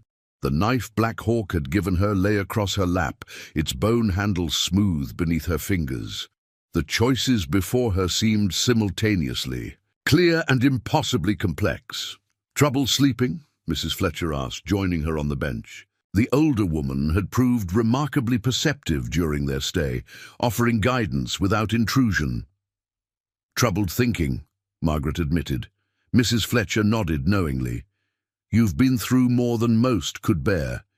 Yet here you sit, strong, enough to worry about choices rather than mere survival. That's a victory of sort." "I suppose it is," Margaret agreed, "but the path forward isn't as clear as I once thought." "Paths rarely are out here," Mrs. Fletcher observed. "The maps show routes between settlements, but they can't tell you which journey your heart needs to take." Margaret glanced at her sharply. "Is it that obvious?" "Only to someone who stood at similar crossroads," the older woman replied with a gentle smile. "My Nathan was a fur trader when we met. My Boston family was scandalized when I chose a life that didn't include proper drawing rooms and calling cards." She gazed up at the star-filled sky. 30 years of frontier life. Hard years, many of them, and never once did I regret choosing love over convention. "It's not that simple," Margaret protested weakly. "No, it never is," Mrs. Fletcher agreed, "especially with 4 daughters to consider. But children are remarkably adaptable and stronger than we often give them credit for." She patted Margaret's hand before rising. "Whatever you decide, make the choice that lets you sleep peacefully when you're my age." Alone again, Margaret weighed her options with new clarity. The practical choice, continuing to Prescott, offered security and conventional acceptance. Her daughters would have a proper home, educational opportunities, and the protection of family connections. It was the safe choice, the expected choice. The alternative meant embracing uncertainty. Returning to the trading post, to Black Hawk, would mean navigating cultural boundaries few white women dared cross. It would mean potential ostracism from her own society and lingering suspicion from his. It would mean building something entirely new from the ashes of her former life. Yet when she imagined that path, uncertain as it was, she felt something she hadn't experienced since Thomas died. Possibility. Not merely security or survival, but the chance for genuine connection, for a life defined by courage rather than convention. As the first light of dawn touched the eastern horizon, Margaret reached a decision. Whether wisdom or folly, she couldn't yet say. But for the first time since leaving Boston, the path ahead felt true to the woman she had become. "I've made a decision," Margaret announced the following morning as her daughters gathered for breakfast in Mrs. Fletcher's dining room. The quiet determination in her voice drew their immediate attention. Elizabeth, always the most perceptive, set down her coffee cup. "You're not planning to continue to Uncle James, are you?" Margaret took a deep breath. "No, at least not immediately." A mixture of emotions crossed her daughter's faces: surprise, confusion, and in Rebecca's case, unmistakable hope. "We're going back to the trading post," Margaret continued, "to Black Hawk." Silence greeted her declaration, each girl processing this unexpected announcement according to her nature. Catherine, practical as always, was the first to respond. "How will we get there? Wilson has already departed for his next trading run. Captain Miller mentioned a missionary group heading toward Navajo territory tomorrow," Margaret explained. "Reverend Simmons and his wife are establishing a school near the eastern reservation boundary. They've agreed to take us as far as Pine Creek Crossing. From there, we can hire a guide to the trading post. Does this mean—" Sarah hesitated, glancing at her sisters. "Are we going to live with the Navajo?" "Not exactly," Margaret replied, "but I need to speak with Black Hawk before making permanent plans. He sacrificed his most valuable possessions to secure our passage to Santa Fe. At minimum, we owe him the opportunity to reclaim his property." This wasn't the full truth, and Elizabeth's raised eyebrow suggested she recognized the omission. But Margaret wasn't prepared to articulate emotions she herself was still reconciling. "What about Uncle James?" Elizabeth asked. "He's expecting us." "I've written explaining our delay," Margaret assured her. "We're not abandoning that option entirely. We're simply exploring alternatives." Rebecca clutched her wooden horse, her small face illuminated with joy. "We'll see Mr. Blackhawk again, and Grandmother Morning Star?" "Yes, sweetheart," Margaret confirmed, her resolve strengthening at her youngest daughter's evident happiness. "Well," Catherine said pragmatically, "I did want to learn more about those medicinal plants Morning Star was showing me." Sarah nodded, slowly. "I have so many sketches I wanted to finish at the trading post." All eyes turned to Elizabeth, whose opinion carried significant weight among the sisters. The eldest Sullivan daughter maintained a thoughtful silence, studying her mother, with an intensity that belied her 16 years. "This isn't just about repaying a debt, is it?" she finally asked. Margaret met her daughter's gaze directly. "No, it isn't." Elizabeth nodded, seemingly satisfied with this honest admission. "Then I support your decision, Mother. We all should."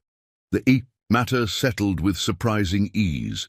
They spent the day preparing for departure. Mrs. Fletcher, though clearly surprised by Margaret's choice, provided practical assistance without judgment. "The frontier makes unconventional women of us all," she remarked as she helped Margaret pack. "Your Thomas Blackhawk seems an exceptional man, from everything you've told me." "He is," Margaret acknowledged, "though I'm not certain what he'll make of our return." "Only one way to find out," Mrs. Fletcher said with a knowing smile. "Courage doesn't always roar, my dear. Sometimes it's the quiet voice saying, 'I'll try again tomorrow.'" Captain Miller proved less understanding when Margaret informed him of their change in plans. "Mrs. Sullivan, I strongly advise against this course of action," he cautioned, his official demeanor slipping to reveal genuine concern. "The territories between here and the Navajo lands are unpredictable. The massacre you survived wasn't an isolated incident." "I appreciate your concern, Captain," Margaret replied firmly. "But Reverend Simmons assures me they travel this route regularly, without incident." Miller frowned. "Missionaries are afforded certain considerations by the tribes. Civilian women and children without military escort are viewed differently." He sighed, recognizing her determination. "At least allow me to provide you with additional ammunition for your revolver, and I insist you accept this letter of safe passage should you encounter any military patrols." The following dawn found the Sullivan family joining Reverend Simmons's modest caravan. The missionary and his wife, earnest, educationally minded Bostonians, welcomed them warmly, though with evident curiosity about their unusual destination. The Navajo are remarkably receptive to educational initiatives, Reverend Simmons explained, as their wagons creaked westward. Unlike some tribes, they recognize the value of incorporating certain aspects of our culture while maintaining their own traditions.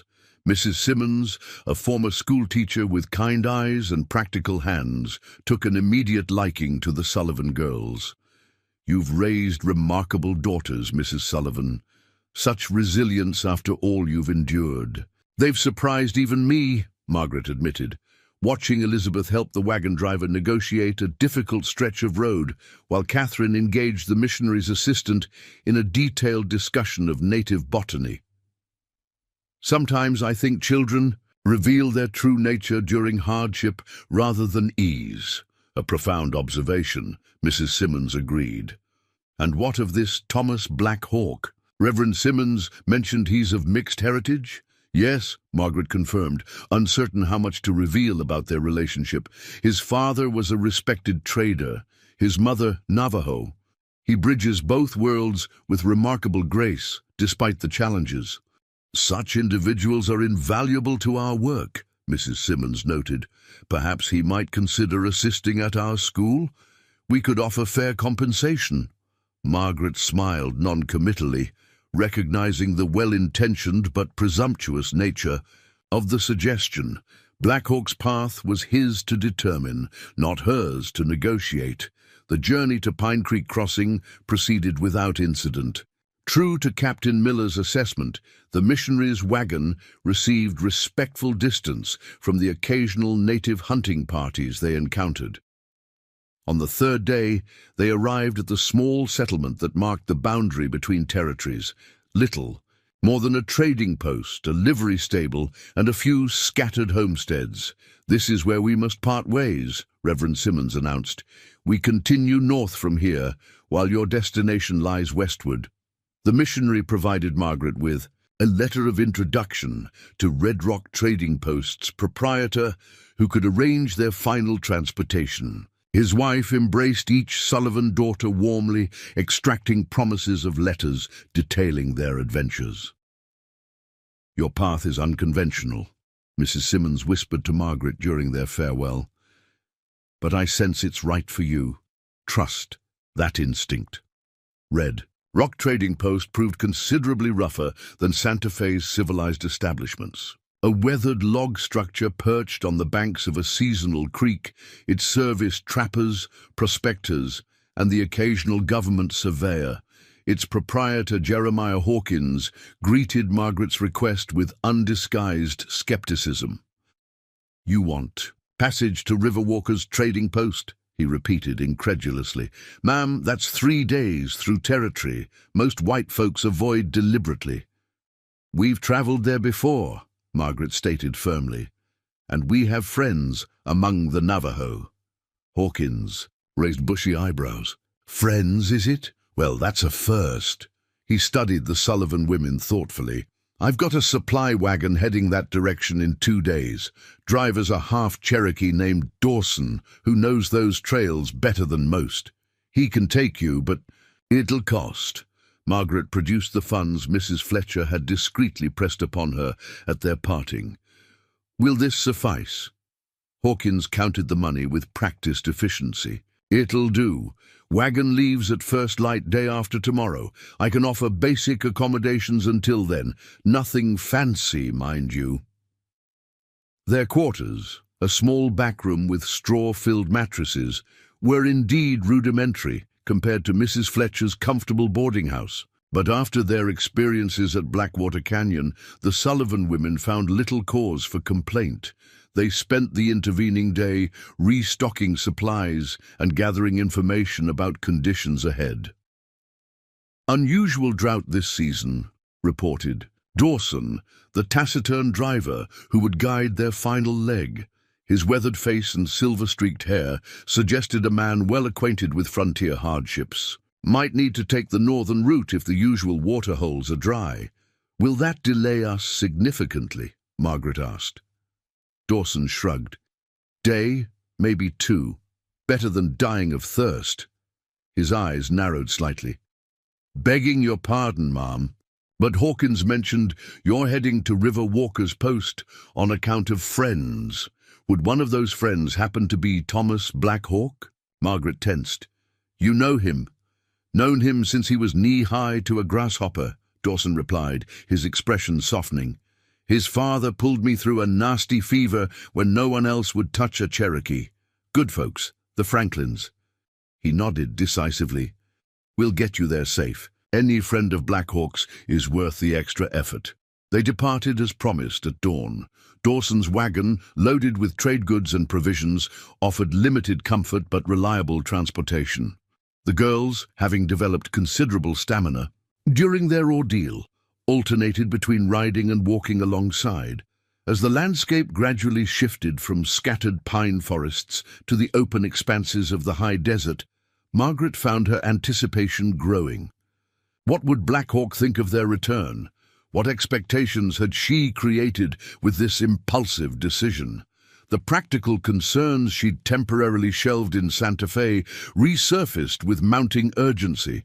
On their second night, camped beneath a natural rock formation that provided shelter from the wind, Margaret confided her uncertainties to Elizabeth. Have I made a terrible mistake?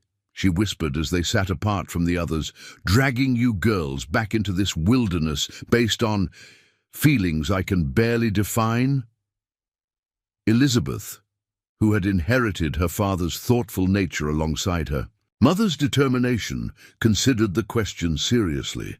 Do you remember what father used to say about crossroads? She finally asked. Margaret smiled at the unexpected reference. That the path that frightens you most is usually the one you need to take. Exactly, Elizabeth confirmed. Uncle James and Arizona represent safety and convention. Black Hawk and the Navajo lands represent uncertainty, but also possibility. She took her mother's hand. You taught us courage during the massacre and its aftermath. Now you're teaching us to honor our hearts alongside our heads. That's not a mistake. The wisdom in her daughter's response brought tears to Margaret's eyes. When had Elizabeth transformed from a child into this insightful young woman? When did you become so wise? She asked softly. Elizabeth smiled. Probably around the time you pulled me under that overturned wagon and showed me how to survive impossible odds. Their journey's final day brought them through increasingly familiar territory. Rebecca recognized landmarks from their previous passage, excitedly pointing out the mesa where River Walker's trading post nestled. By late afternoon, Dawson confirmed they would reach their destination before nightfall. Looks like you've got a welcoming committee, he observed, as they crested the final ridge overlooking the settlement. A small group had gathered in the central courtyard, alerted to their approach by the distant dust of their wagon. Margaret's heart raced as she strained to identify the figures below. She recognized River Walker's distinctive silver-streaked hair and Morning Star's dignified posture, but her eyes searched for one figure in particular. "Is he there?" Catherine asked, echoing her mother's unspoken question. "I can't tell," Margaret admitted, her voice uncharacteristically uncertain. As they approached the final bend in the trail, a lone rider appeared from a side canyon, moving rapidly to intercept their wagon. Margaret recognized Black Hawk's distinctive painted mare, the same horse he had traded for their passage to Santa Fe. "He got his horse back," Rebecca exclaimed joyfully. Dawson slowed the wagon as Black Hawk approached. For a moment, he seemed unable to believe the evidence before his eyes. Then his normally impassive expression transformed into undisguised wonder. "Margaret Sullivan," he said, her name itself a question. "Thomas Black Hawk," she replied, a smile breaking through her nervousness. He guided his horse alongside the wagon, studying each Sullivan face as if confirming a dream's reality. "You've returned, all of you." "We have unfinished business," Margaret explained, suddenly conscious of Dawson's curious observation and her daughter's attentive presence. Understanding flickered in Black Hawk's eyes. "Indeed we do," He turned to Dawson with newfound animation. "The trading post is prepared to receive your goods. River Walker mentioned you bring the medicine shipment." "That and more," Dawson confirmed, grinning, "including some unexpected passengers." Black Hawk rode ahead to announce their arrival, his straight-backed posture radiating an energy Margaret hadn't witnessed during their previous encounter. By the time their wagon reached the settlement, the entire community had assembled to greet them. Morning Star stepped forward, her weathered face creasing with genuine pleasure. "The Sullivan women returned to us," she announced in English for their benefit. "Our circle is completed." River Walker, though more reserved, inclined, his head respectfully. "You honor us with your trust, Margaret Sullivan. Few white women choose our company when safer paths exist." "Safety isn't always measured by familiar surroundings," Margaret replied, the words coming naturally despite her careful rehearsal of this moment. "Sometimes it's found in the character of those who stand beside you." Her gaze shifted to Black Hawk, who stood slightly apart, his eyes never leaving her face. The connection between them, tentative during their first encounter, had strengthened in absence, like metal tempered by fire. While the trading post community helped Dawson unload his wagon, Morning Star ushered the Sullivan women to her hogan. "You will stay with me tonight," she declared. "Tomorrow we will speak of what comes next." The girls, exhausted yet exhilarated by their arrival, quickly reintegrated into the rhythms of the settlement. Elizabeth joined several young women preparing the evening meal. Catherine resumed her study of medicinal plants with Morning Star. Sarah retrieved her sketchbook, eager to capture the sunset's effect on the mesa. Rebecca disappeared with several Navajo children who remembered her from their previous visit, her laughter drifting across the compound. Left momentarily alone, Margaret stepped outside Morning Star's dwelling. Black Hawk waited nearby, respectful of her need to settle her family, but clearly eager for private conversation. "Walk with me," he suggested, gesturing toward a narrow trail that wound behind the settlement. They followed the path in comfortable silence until reaching a natural outcropping that offered views across the valley. The setting sun painted the landscape in gold and crimson, transforming the harsh terrain into breathtaking beauty. "I never expected to see you again," Black Hawk finally said, his voice quiet but intense. "When Wilson brought news that you'd safely reached Santa Fe, I believed your journey would continue eastward without looking back." "That was the logical path," Margaret acknowledged. "My brother-in-law still expects us in Arizona. Captain Miller arranged a military escort. Everything was prepared for our departure, yet you returned." The simple statement contained a universe of questions. Margaret turned to face him directly. "I realized something in Santa Fe, something I couldn't ignore no matter how practical the alternatives seemed." "What realization?" Black Hawk asked, though his eyes suggested he already knew the answer. "That sometimes survival demands more than merely staying alive," Margaret replied. "Sometimes it requires the courage to follow an unexpected path." She took a deep breath. "I came back because our story didn't feel complete, because my daughters and I found something here we didn't anticipate, not just safety or kindness, but possibility." Black Hawk stepped closer, the last sunlight illuminating the hope and uncertainty in his expression. "What possibility do you see, Margaret Sullivan?" "The possibility of building something new," she said simply. "Something that honors both our pasts while creating a shared future. I don't know exactly what shape it might take, but I know it deserves exploration." He reached slowly for her hand, giving her every opportunity to withdraw. When their fingers intertwined, the contact felt simultaneously revolutionary and inevitable. "My grandmother has a saying," Black Hawk murmured. "When two rivers join, they create a new path together while carrying the essence of their sources." "Your grandmother is very wise," Margaret smiled. though I imagine she'll have practical questions about how a Boston widow and her 4 daughters might fit into this community. She already considers you family, Black Hawk assured her. As for practical matters, my father's trading post still stands near the southern boundary. It needs renovation, but with effort, it could serve as both home and livelihood. He hesitated, before adding, if that appeals to you. The invitation hovered between them, tentative yet profoundly significant. Not merely shelter, but partnership. Not merely survival, but shared purpose. I would need to learn much, Margaret acknowledged. About trading, about your mother's people, about building bridges between worlds. As would I, Black Hawk replied. About raising daughters, about Eastern perspectives, about creating a household that honors multiple traditions. His eyes held hers steadily.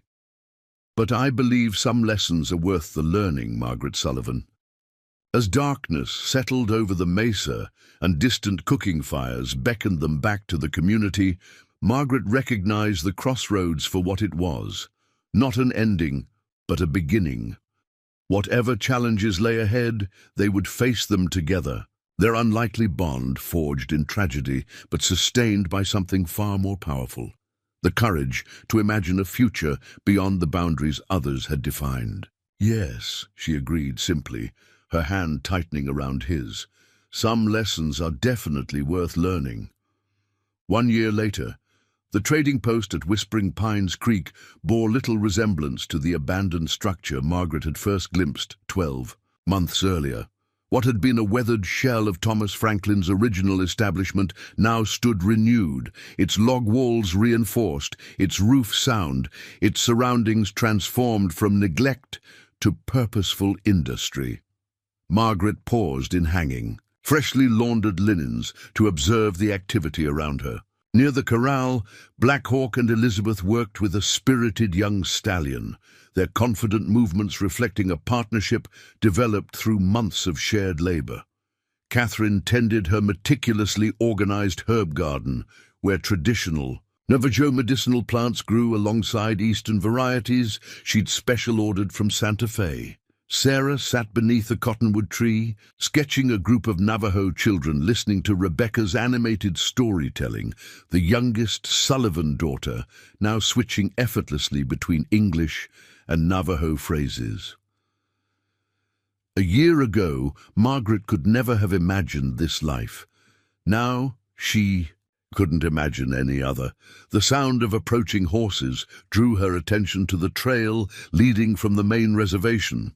Riverwalker appeared, accompanied by 2 young Navajo men and a wagon loaded with wool blankets, silver jewelry, and pottery.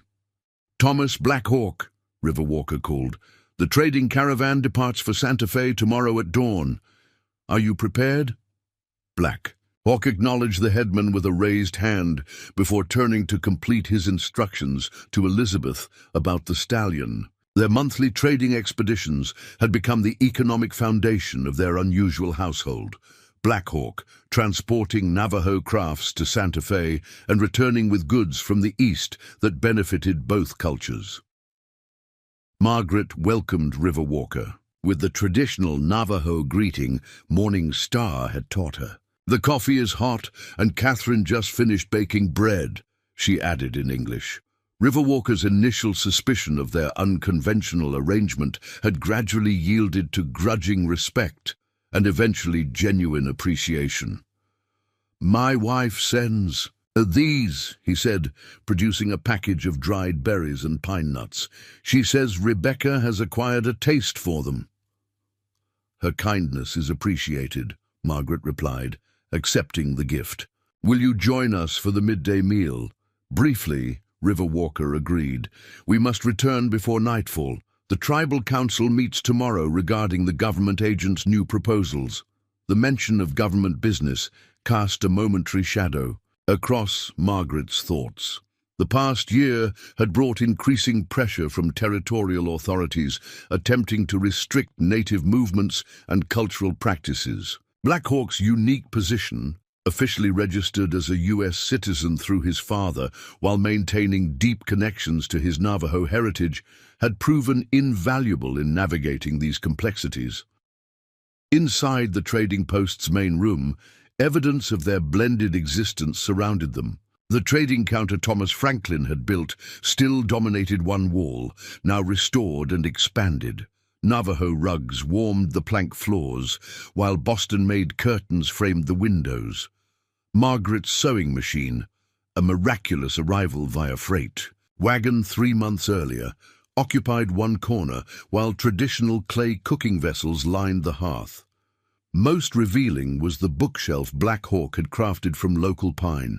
Alongside Thomas Franklin's Bible and survey maps rested volumes of Shakespeare that James Sullivan had sent from Arizona, botanical references Catherine studied religiously, and illustrated children's stories Morning Star had helped translate into Navajo for the reservation's developing school. As Riverwalker sampled Catherine's fresh bread and discussed trading prospects with Black Hawk, Margaret reflected on the journey that had led them here. The first months had been the hardest, rebuilding the trading post, establishing their unusual household, negotiating their place between cultures that historically viewed each other with suspicion. Her brother James had initially responded to news of her decision with dismay bordering on outrage. His letters expressed everything from concern for her safety to accusations of mental instability brought on by trauma. Only Elizabeth's careful correspondence detailing their progress, along with Margaret's firm but loving responses, had gradually convinced him to accept, if not entirely understand, her choice. Their most significant breakthrough had come 6 months earlier when James finally visited, arriving with a wagon loaded with family possessions he'd stored after selling their Boston home. His initial stiffness toward Black Hawk had dissolved during a 3-day hunting expedition where they'd been forced to rely on each other's skills to survive an unexpected blizzard. By his departure, James had extended an invitation for the entire family to visit his Prescott homestead, a recognition of their union that had meant more than any official documentation. The Army patrol reported Apache movement near Blackwater. "Canyon," Riverwalker was saying, drawing Margaret back to the present conversation. "Captain Miller advises avoiding that route for the next trading journey." Black Hawk nodded thoughtfully. "We'll take the Northern Passage. Adds a day but offers better water access regardless." The mention of Captain Miller highlighted another unexpected development in their unconventional life. The officer who had initially questioned Margaret's sanity in returning to Navajo territory had become a valuable ally. Recognizing Black Hawk's unique ability to bridge cultural gaps, Miller regularly sought his assistance in mediating disputes between settlers and native communities. These diplomatic missions, while occasionally dangerous, had established Black Hawk's reputation as a man of integrity, respected in both worlds. After the midday meal, Riverwalker's party departed for the reservation, laden with coffee, sugar, and metal tools secured through the trading post.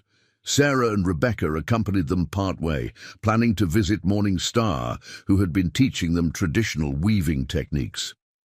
Alone in the trading post with Black Hawk, Margaret took a rare moment of quiet companionship. "Sometimes I still can't believe how much has changed in a year," she admitted as they sorted inventory for the upcoming Santa Fe journey.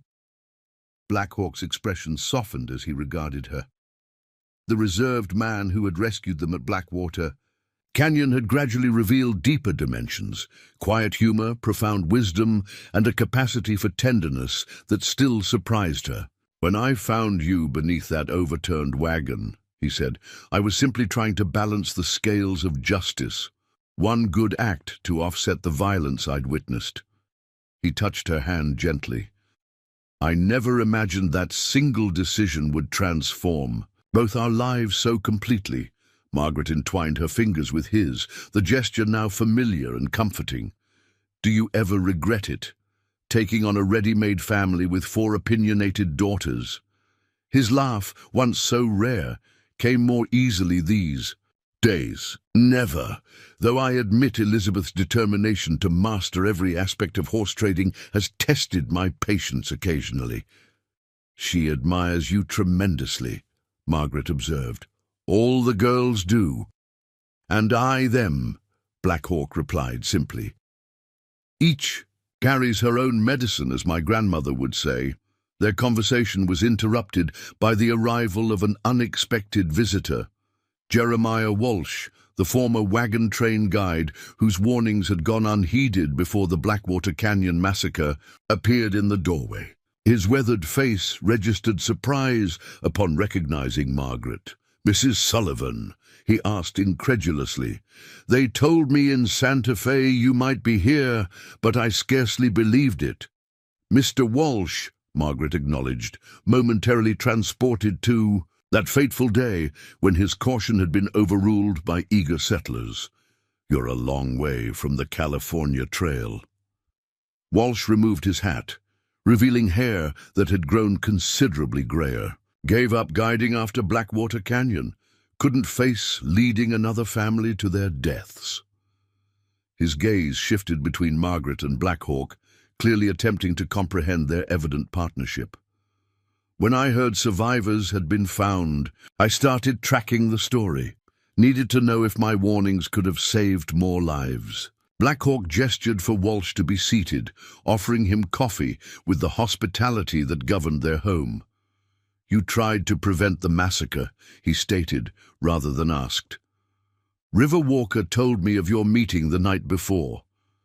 Walsh nodded, grimly. "Tried to convince them to delay, to find another route, but Finley and Porter had the others riled up about reaching the territories faster." He looked directly at Margaret. "I should have been more forceful, should have refused to proceed.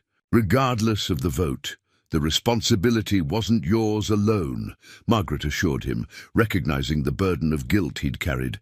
"Each adult made their choice." "How did you survive?" Walsh asked. "The military recovery party found nothing but bodies and burned wagons."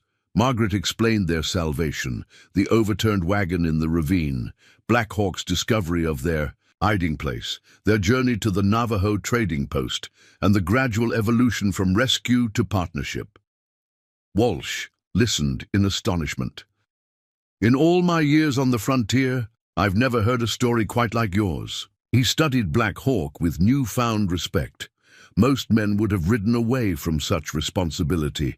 Taking on a widow and 4 children crosses boundaries few dare to bridge. "Some boundaries exist only in our minds," Black Hawk replied, his arm resting comfortably across Margaret's shoulders. "Others are worth crossing when the heart recognizes its true path." Walsh stayed for dinner, meeting the Sullivan daughters upon their return and marveling at their adaptation to frontier life. Elizabeth's confident horsemanship, Catherine's extensive knowledge of native medicine, Sarah's artistic documentation of Navajo cultural practices, and Rebecca's effortless bilingualism clearly impressed the veteran guide. "You've built something remarkable here," he told Margaret before departing the following morning. "Something that gives me hope for the territory's future." After Walsh's departure, preparations for the Santa Fe trading expedition intensified. Unlike earlier journeys when Black Hawk had traveled alone, this trip would include Margaret and Elizabeth, their first significant absence from the trading post since establishing their home. "Are you certain Catherine can manage things here?" Margaret asked as they packed the wagon with carefully documented trade goods. At 15, Catherine had proven herself remarkably capable, but 3 weeks was the longest they'd left her in charge. "She has Morningstar visiting every other day, and Sarah is surprisingly practical despite her artistic nature," Black Hawk reminded her. "Besides, Wilson promised to check on them during his northern route." Elizabeth loaded the last bundle of blankets, her excitement evident. "Mother, we've discussed this extensively. Catherine practically runs the medicine trade already, and I need to observe the Santa Fe negotiations firsthand if I'm ever going to master this business." Margaret smiled at her eldest daughter's determination. Elizabeth had embraced frontier life with unexpected enthusiasm, her natural leadership finding perfect expression in the trading business. At 17, she already commanded respect from Navajo weavers and Santa Fe merchants alike. The night before their departure, as Margaret completed final preparations, she found Rebecca sitting alone on the trading post's porch, clutching the wooden horse Black Hawk had carved during their first journey together. "What troubles you, little one?"